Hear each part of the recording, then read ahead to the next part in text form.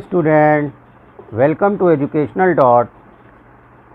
आज मैं आप लोगों को issue of shares at par पर जर्नल एंट्री का कंसेप्ट समझाने जा रहा हूँ। तो issue of shares at par मतलब कि कंपनी कभी कभी अपने शेयर्स को जब लॉन्च करती है तो जिस वैल्यू पर लॉन्च करती है उसी वैल्यू को हम कहते हैं issue of shares at par. Suppose company ने फर्स्ट टाइम ₹10 का शेयर्स इशू किया ₹10 में, तो इसे हम कहेंगे issue of shares at par. तो इसकी जर्नल एंट्रीज को हम एक एग्ज़ाम्पल के थ्रू समझते हैं।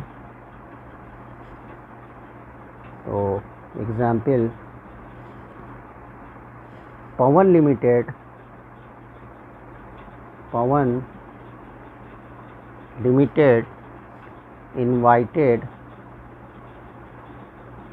invited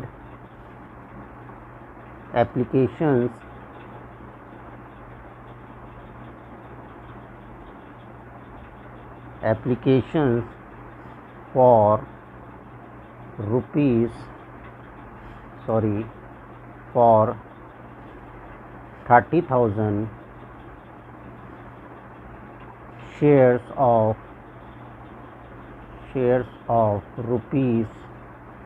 ₹10 each.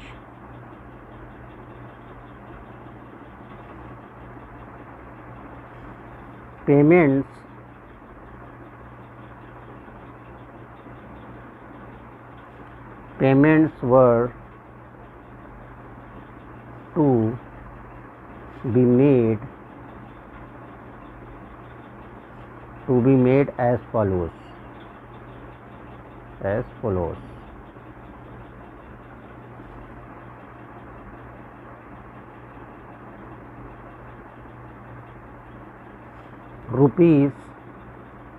₹3 on application,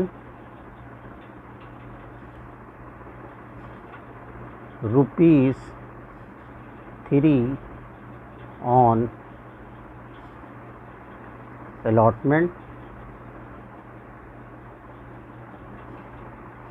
₹2 on first call,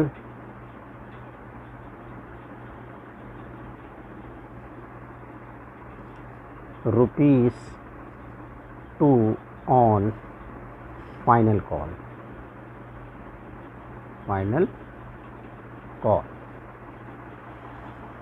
अब इस तरह से कंपनी ने एप्लीकेशन इनवाइट करी है, प्रोस्पेक्टस इनवाइट किया है।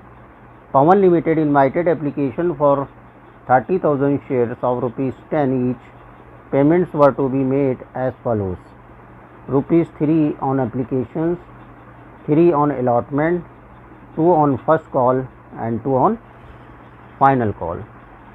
All the shares were applied and duly received. All the shares were applied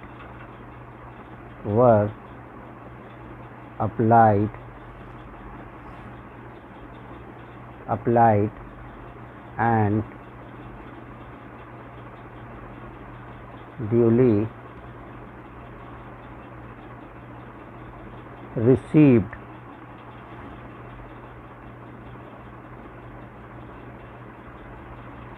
तो इसमें कोई भी बंदा कोई भी कॉल में फेल नहीं हुआ है और जितने भी शेयर अप्लाई किए थे कंपनी ने उतने अलॉटेड कर दिए और सारा पेमेंट आ गया।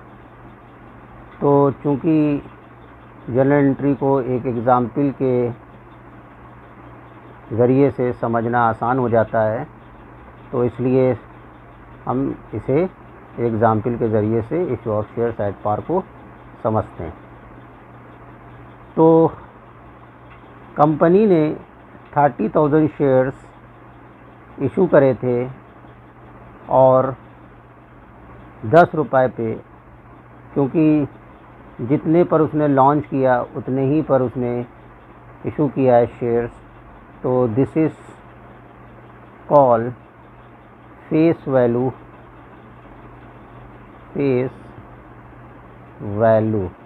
ऑफ शेयर या नॉमिनल वैल्यू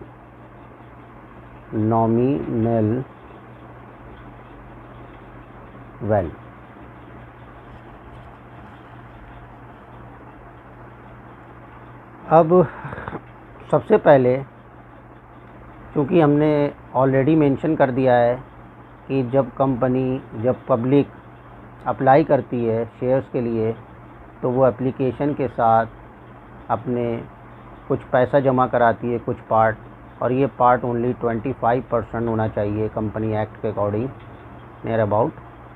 तो पूरे वैल्यू का, नॉमिनल वैल्यू का, फेस वैल्यू का 25% होना चाहिए। तो सबसे पहले एंट्री करते हैं बैंक अकाउंट टू इक्विटी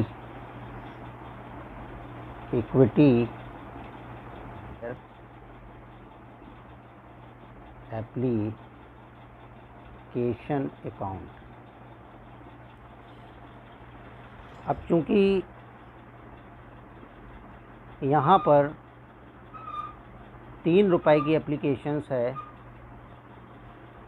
और पूरे शेयर्स अप्लाई हो गए हैं और बोर्ड ऑफ डायरेक्टर्स ने पूरे शेयर अलॉट कर दिए हैं, तो यहाँ पर हम 30,000 इंटू 3 रुपीज़ के हिसाब से 30,000 शेयर्स थे और एप्लीकेशन मनी थी 3 रुपीज़, तो ये अमाउंट हो जाएगा 90,000 रुपीज़।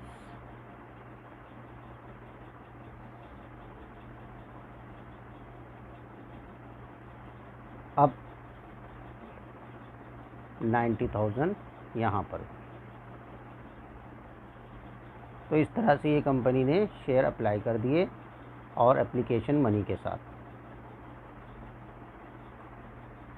अब वी हैव ऑलरेडी मेंशन्ड कि बोर्ड ऑफ डायरेक्टर्स ने पूरे शेयर अलॉट कर दिए। तो अब चूँकि हम पहले ही जानते हैं कि जब भी हम कोई काम स्टार्ट करते हैं तो हम लिखते हैं bank account debit to share capital account. अब चूँकि इसमें एप्लीकेशन के थ्रू पैसा आ रहा है, तो अब हम इसको पहले एप्लीकेशन मनी को ट्रांसफ़र करेंगे शेयर कैपिटल में। तो उसके लिए एंट्री होती है इक्विटी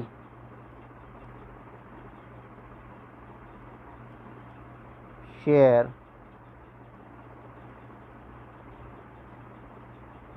एप्लीकेशन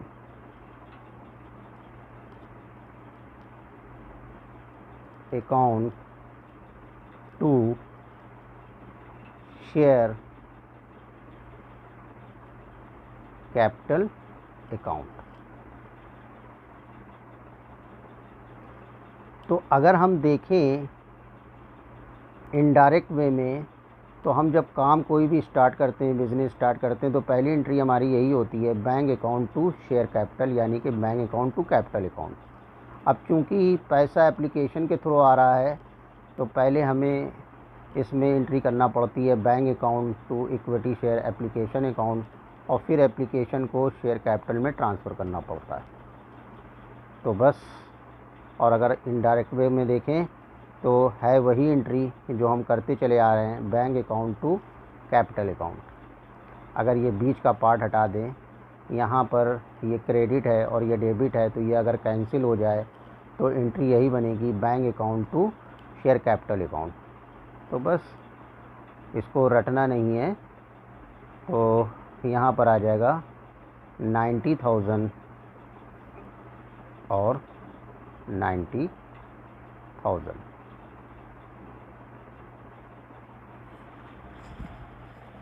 फिर नंबर आता है अलॉटमेंट का। अब चूँकि बोर्ड ऑफ डायरेक्टर्स पूरे शेयर अलॉट कर चुका है, तो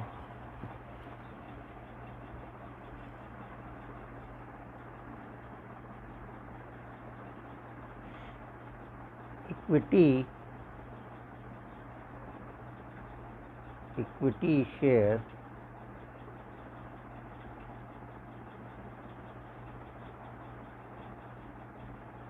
allotment account to equity share capital account. अब चूंकि यहाँ पर पहले बैंक की एंट्री नहीं होती, उसका रीज़न ये है कि फर्स्ट टाइम जब कोई भी शेयर होल्डर अप्लाई करता है तो एप्लीकेशन मनी के साथ करता है, और फिर उसके बाद कंपनी उससे कॉल करती है कि हाँ मैंने तुम्हारे शेयर को अलॉट कर दिया है। अब वो ड्यू बनाती है कि भाई जो अमाउंट है वो है 30,000 के हिसाब से, शेयर्स के हिसाब से, और वो अमाउंट है अलॉटमेंट का 3 रुपये। तो वो 3 रुपये से ड्यू करती है कि 90,000 रुपीज़ हमें चाहिए हैं। तो वो लोगों से 90,000 rupees as a allotment money call करती है।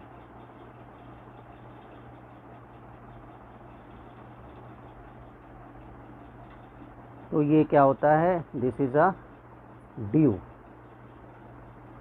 On allotment, due on allotment.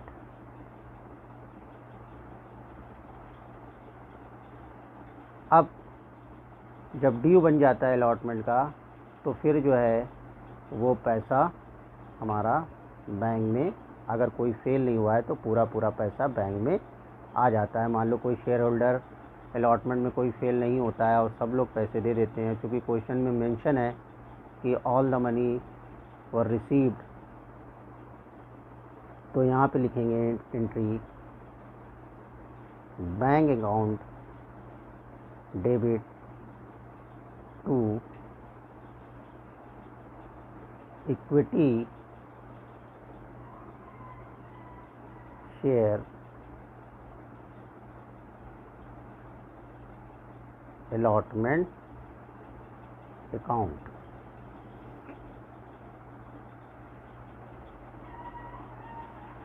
अब बैंक में कितना पैसा आना चाहिए, क्योंकि कोई फेल नहीं हुआ है, तो 90,000 और 90,000।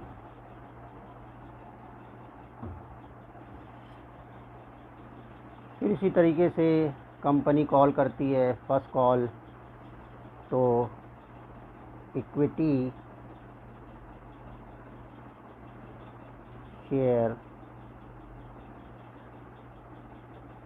First call account to equity share capital account. तो फर्स्ट कॉल कितने की थी? अब फर्स्ट कॉल थी 2 रुपये की, 2 रुपीज़ की फर्स्ट कॉल थी।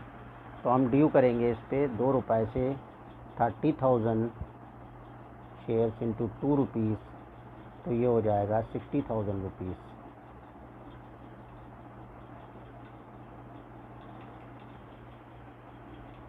फिर 60,000 रुपीज़। अब चूँकि कोई फेल नहीं हुआ है तो बैंक में पूरा पैसा फिर आ जाएगा। Bank account debit 60,000 rupees to transfer कर देंगे शेयर कैपिटल में, शेयर कैपिटल अकाउंट 60,000 रुपीज़। इस तरह से ये फर्स्ट कॉल भी हो गई। और फिर उसके बाद नेक्स्ट करते हैं इक्विटी शेयर फाइनल कॉल का ड्यू। और ये क्या था? ये था ड्यू ऑन फर्स्ट कॉल। जब ड्यू बनाते हैं तो सेम कोई भी चेंजेस नहीं करते हैं। जितना अमाउंट होता है, जितने का ड्यू होता है, यानी कि जितने की कॉल है उससे मल्टीप्लाई करते हैं, बिल्कुल सेम एंट्री। इसमें कोई भी चेंजेस नहीं करते। कोई भी फेल हो रहा है या कोई भी कॉल में, मान लो सपोज दैट कोई शेयर होल्डर फर्स्ट कॉल में फेल हो रहा है, लेकिन यहाँ पर हम पूरा अमाउंट लिखते हैं। फिर हम अगर कोई फेल नहीं है तो पूरा पैसा लेते हैं, अगर कोई जितने अमाउंट से फेल हो जाता है तो यहाँ पर माइनस कर देते हैं। तो इस बात का ध्यान रखना है कि ड्यू जब कभी भी करें तो उसमें कोई चेंजेस नहीं करेंगे। नेक्स्ट है फिर equity share final call account to equity share capital account. अब देखते हैं कि 2 रुपए की फाइनल कॉल थी, तो क्योंकि 30,000 शेयर थे तो 30,000 इंटू 2 रुपीज़ और हो गया 60,000 रुपीज़, और ये हो गया 60,000 इक्विटी शेयर कैपिटल 60,000 रुपीज़। अब चूँकि फेल नहीं है तो last entry bank account debit to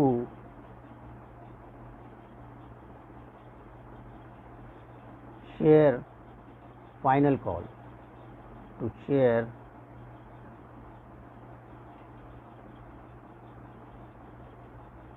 final call account.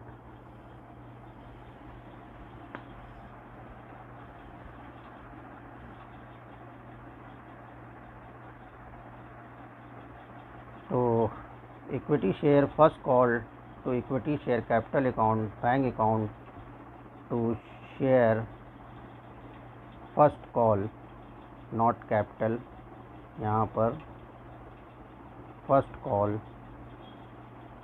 Account. और फिर उसके बाद equity share final call account 30,000 into 2 60,000 rupees तो इक्विटी शेयर कैपिटल में ट्रांसफ़र कर दिया। उसके बाद बैंक में पैसा ले लिया 60,000 रुपीज़, और ये 60,000 रुपीज़। तो ओवरऑल हमने क्या देखा इस क्वेश्चन में कि जब कंपनी पार पर कोई शेयर इशू करती है तो सिंपली अगर कोई भी शेयर होल्डर फेल नहीं होता है, पूरा पैसा रिसीव हो जाता है, तो सिंपली सबसे पहले हम एंट्री करते हैं bank account to equity share application account, क्योंकि उसे एप्लीकेशन के साथ साथ कुछ मनी जमा कराना पड़ती है। अब वो है 3 रुपये से, तो 30,000 इंटू 3 90,000 रुपीज़। और फिर इस इक्विटी शेयर एप्लीकेशन को हम ट्रांसफ़र कर देते हैं टू शेयर कैपिटल में, तो सेम एंट्री यही हो जाती है। Equity share application account debit कर देते हैं इसको कैंसिल करके, और to share capital account credit हो जाती है। और ओवरऑल इनडायरेक्ट वे में देखें तो bank account to capital account, जब कोई बिजनेस शुरू करता है ओनर्स तो वो यही एंट्री करता है अपनी जर्नल एंट्री में, bank account to capital account. तो प्रोसीजर बिल्कुल सीधा है, थोड़ा सा बस कॉन्सेप्ट समझने की ज़रूरत है। और नेक्स्ट है फिर वो ड्यू करता है अलॉटमेंट का, तो इक्विटी शेयर अलॉटमेंट अकाउंट। अब क्योंकि अलॉटमेंट भी ₹3 का है तो 30,000 into 3 90,000 to equity share capital में ट्रांसफ़र, और फिर उसके बाद बैंक में पैसा लिया 90,000 to equity share allotment account. अब चूँकि यहाँ पर इक्विटी शेयर अलॉटमेंट डेबिट था तो यहाँ पर हमने उसको क्रेडिट करके कैंसिल कर दिया, तो ये एंट्री बनी। फिर उसके बाद equity share first call account का ड्यू करते हैं to equity share capital account ₹60,000, और फिर इस तरह से बैंक में पैसा लेते हैं 60,000 टू शेयर फर्स्ट कॉल, और उसके बाद इक्विटी शेयर फाइनल कॉल का ड्यू करते हैं इक्विटी शेयर कैपिटल अकाउंट, और फिर बैंक में पैसा ले लेते हैं। तो बहुत ही सिंपली जो है वो 1 बाय 1 स्टेप बाय स्टेप अगर हम कॉन्सेप्चुअली करेंगे तो हमें कोई भी एंट्री रटना नहीं पड़ेगी, और रटना नहीं है, हमें हर चीज़ कॉन्सेप्ट के साथ समझ कर करना है। तो शेयर जो है, जो बहुत ही स्टूडेंट्स कहते हैं कि डिफ़िकल्ट है, तो ये बहुत ही इजी वे में समझ में आने लगेगा। बस आप थोड़ा सा गौर कर और इस पर ध्यान से जो है इसको समझें। ओके।